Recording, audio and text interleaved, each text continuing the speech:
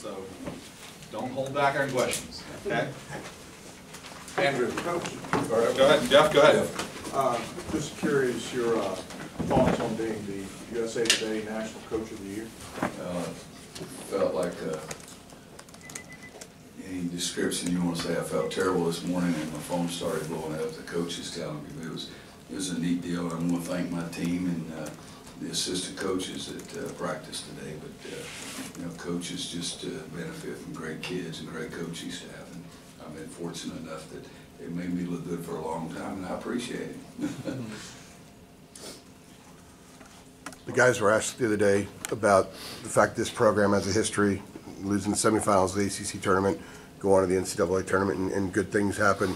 You have a few guys who went through that a couple of years ago. How important is it for them to relay that message to the guys who did not experience that?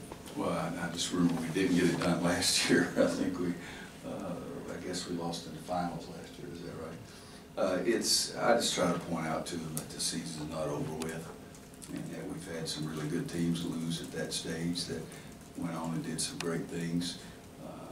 I think the younger guys can benefit from listening to Luke and Kenny, particularly being here 4 years. B-Rob's the first one that said it when they got in the locker room the other night about his freshman year. But you can say all you want, but the kids still have to step up and play, and I think they'll get that message from the older guys.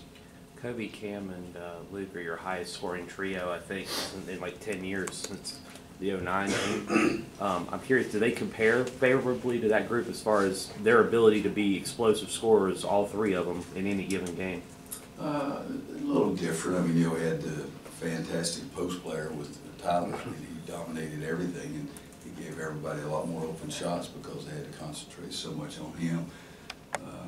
Cam and Kenny, Cam and Wayne are very similar, that they're such good shooters.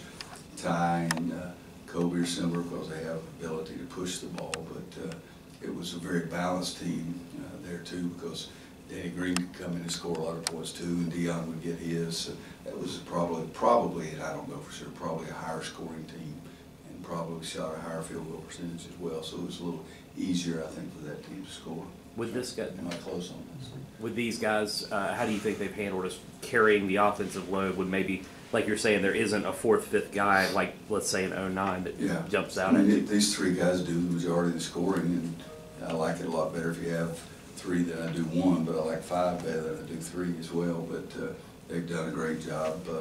I shouldn't say great job because I'm after them for their field goal percentages too, because I want guys to be very efficient, but we've needed every point they've given us. There's no question about that. It could have used two more on Friday. Kobe a couple of months ago said you didn't promise him a thing; he had to earn every minute of playing time. When did it first enter your mind that this guy could play point as a freshman, and what was the process of evaluation, and how quickly did that become obvious to you? Well, the first time I thought about it was when I recruited him, because I thought he was really good. I mean, I saw him one game in high school have 5 dunks and 5 threes in the same game. That's a pretty good mix. But I think the biggest times were this summer when we got started practicing, and practiced 3 or 4 times before we went to Nassau, that he just showed the ability that he could do these kind of things. You spoke on the radio show about the rosters and lineups. What's the status, fitness-wise, of Sterling Manley and Leaky Black heading into Friday's game? Better than they were last week, and I don't really know what to evaluate it any more than that. I would think that they're closer to being, making me feel comfortable and putting them in a game now. I put, Sterling in just for a couple of minutes, but, again, the guys that are playing the majority of the minutes for us now have done okay. They've 15 out of 17, and so it's a tough situation. I'm not going to change something up unless a guy shows me that he's a lot better than the other guys, and neither one have done that yet. Coach, what have the conversations been like with the seniors since the bracket reveal? They were at my house on Sunday, and we had the whole team, but I haven't talked to them other than that. We practiced yesterday, but we didn't talk about it. I'm just trying to get better and trying to work a little bit in practice. We didn't talk to strictly the seniors. Well, I will say this, at the huddle, to start practice yesterday, I asked Kenny and Lucas, what's the most fun you've ever had in basketball? And they said to run the national championship those 3 weeks. I said, well, we've got an opportunity to do something similar right here, but we've got to play great. What are these practices like leading up to NCAA game? Yesterday was not much, it was more shooting and anything. Today we'll do a little bit more. We held Cam out yesterday, and we'll hold Cam out today, just trying to take a little bit of workload off of it. Tomorrow will be a really good, hard, full practice, getting ready with the information on Iona. And then Thursday will be in front of the public, and we shoot it up, that kind of thing. But we'll go to another location and get a little work done. But yesterday, I think we had 2 drills, and the rest of it was shooting the entire time. Roy, Kobe said entering high school, he was pretty much just a spot-up shooter. And that it wasn't until he got into high school that he realized that he could be dangerous pushing tempo. When did you see that transformation with him, and did you expect him to be able to reach the point where he's at now? Yeah, that's one of the reasons I recruited him. I thought I could push the pace like I like for it to be pushed, and that's one of the things we saw 3 or 4 or 5 point guards in his class, but I liked him better than any of them. And not only could he push it, he could finish when he got there. Some guys can push it, but they can't make the play. And he can do that. And again, the versatility of being able to shoot the ball as well. And I think he's good defensively. He's gotten a lot better defensively, and he's going to be able to do some good things for us there too. Excuse me, I'm sorry. What do you remember about the first time when you met Steve Robinson? What do you like about him? He lied to me. That's the thing I remember the most. He told me he was big on fruit, and then I found out later it was apple pie, cherry pie, stuff like that. That's what I remember the most. We met upstairs in what used to be my old office when I was an assistant here. And Jerry Green knew him a little bit and told me he thought I ought to talk to him. So I called Steve, and he was down in Charlotte for the one of the summer camps. And I was back here a couple of days getting things cleaned out. And I met him in the office upstairs for a couple of hours and went home that night and told Wanda I thought I was going to hire him. And she questioned a little bit, and I said, I had a great feel for him. And I've made some pretty good decisions in my life on gut feelings, and that may be the best one I've ever made. I think it was last night on the radio show that you said the practices leading up to the NCAA tournament in 09 and 17 were for the best of the season. What is it about these practices? Is it just that it's finally tournament time and the players focus more? Well, in 09, it was dramatically changed. They concentrated so much more defensively. I mean, that was the whole thing. And then in 17, I didn't just mean this week. Every week in practice, we got better and better and better. That's what it was in 17. But 09, dramatically, their concentration on the defensive end of the floor that we hadn't had until that point, to say the least. Roy, the last 4 years, UNC's had 3 #1 seeds and a #2 seed. If you go back 4 to 5 years, a lot of the conversations we were having in here were about kind of the difficult times that you were having health-wise, NCAAs, Coach Smith passing, those types of things. Is there any correlation in the difficulties of that period and how your most recent teams have performed? You know, I think when things are tough, when there's some negative things around, when things are happening to people you really care about, I think you dive into 2 areas. You dive into your family a little bit more, you dive into your work a little bit more. My work is something that I love, and I think I tried to focus even more on just the coaching part, just to work with the kids, just the recruiting, and you know, enjoyed the times that I was able to get away perhaps, but I really tried to focus on something that you can control. And you know, I called it the stuff or the junk. I forget which one. It was, I just alternated. You know, I tried to remember which press conference I said junk and which one said stuff. But it was not a very pleasant time. It was not very pleasant, some things people were saying or doing, but you got to get through it and move on. And I was proud of the fact that I could stay focused and could keep our kids focused on trying to be the best basketball team they had. For the 3 #1 seeds for the conference, anything that you guys take any pride in? And how does this season in the ACC stack up with the others that you guys? Well, the last time it happened, that league exploded. You know, so I don't know if I'm too caught up in anything. I'm not going to go have a drink or anything. I don't do that. But I think that we have a great deal of confidence and pride in our league, and we should have. Tremendous coaches, tremendous players, tremendous enthusiasm for the game, and working extremely hard. And you know that every night you go play, you got to bring your A game or you're not going to win. So we all have a lot of pride in entire league from top to bottom on that part of it. Coach, what do you expect from Iona in the first game as like game style?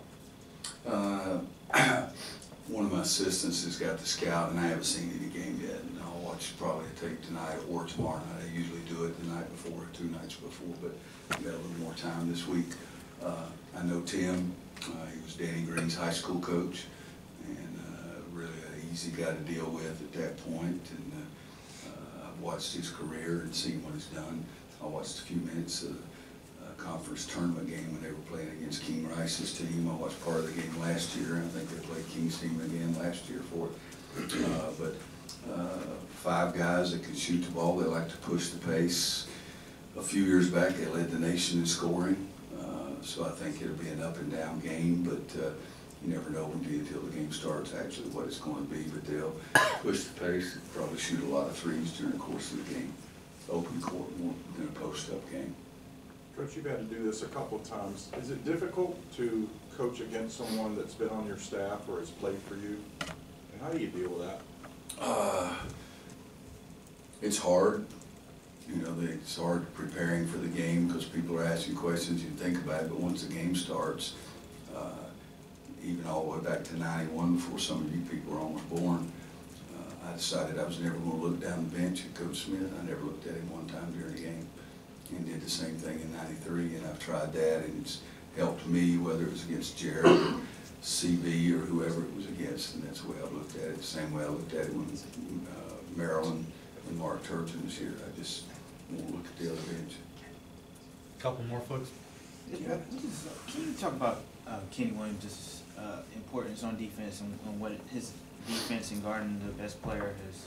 Well, you said it right there. I mean, every game he's got the best perimeter scorer, so he's being asked to do that every single night. And perhaps that has affected his offense a little bit, except I asked him to do it last year too, so he should be used to it kind of thing. But his defense, as a matter of fact, was probably better last year than it has been this year. But his assist-to-error ratio and some other things that he has this year is better than it's been in the past. It takes more charges than anybody. He likes the challenge of trying to cut down a guy's percentage, knows that the great scores that he guards, you can't stop them, but the best thing you can do is cut down on percentage and hopefully make them take a couple of shots that will lead to run-outs or fast break opportunities for you. And very enthusiastic, very much a team guy, and one of the leaders on our team, the guy that I've really, really, really enjoyed having him around. You mentioned earlier He wasn't on the all-defensive team. Yeah, but you know, there's 60 people voted. You know, they may not see everything or look at everything, and some of them may not take it as seriously as other people do.